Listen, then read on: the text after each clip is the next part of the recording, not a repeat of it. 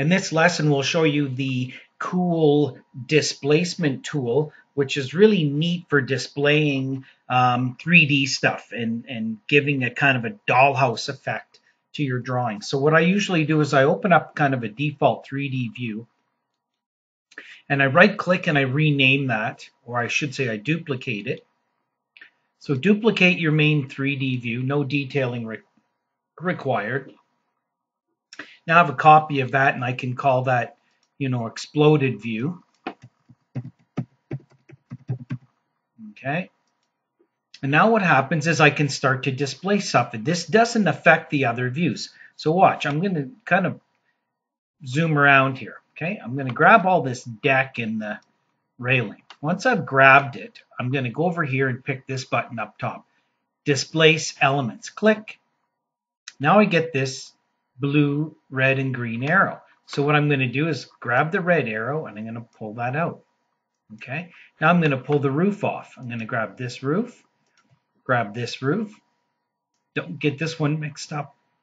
They look kind of the same. Pick on here. Pull it up. Zoom down a little bit. Do a crossing box. Grab the stuff that's down below. Displace. Grab the blue arrow. Pull it down. You can pull that down as far as you want to get the effect you want. Notice how I'm just kind of shift middle mousing my view around, okay, to show that like that. Now I can grab this at any point after the fact, grab my arrow and pull it out.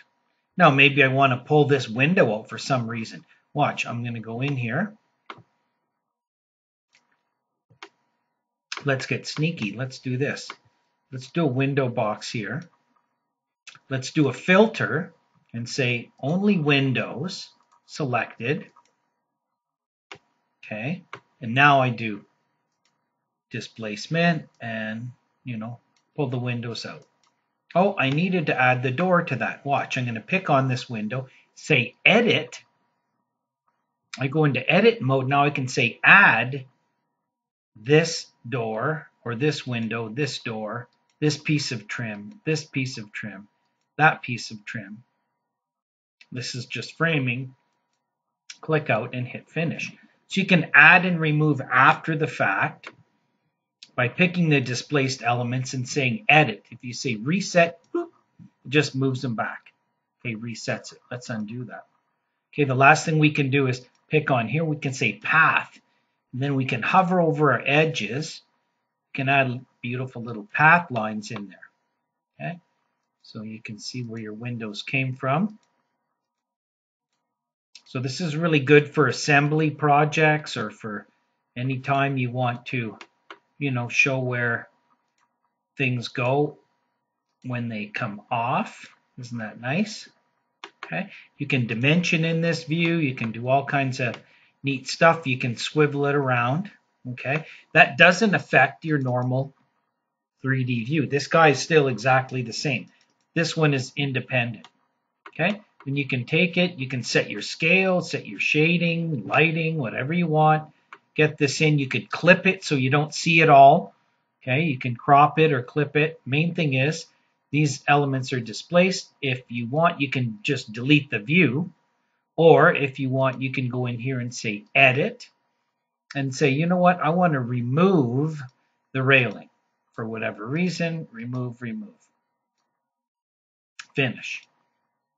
Click out. Now I just have the deck and no railing. Maybe I wanted the railing to be included with this floor. So I pick on here, edit, add, railing,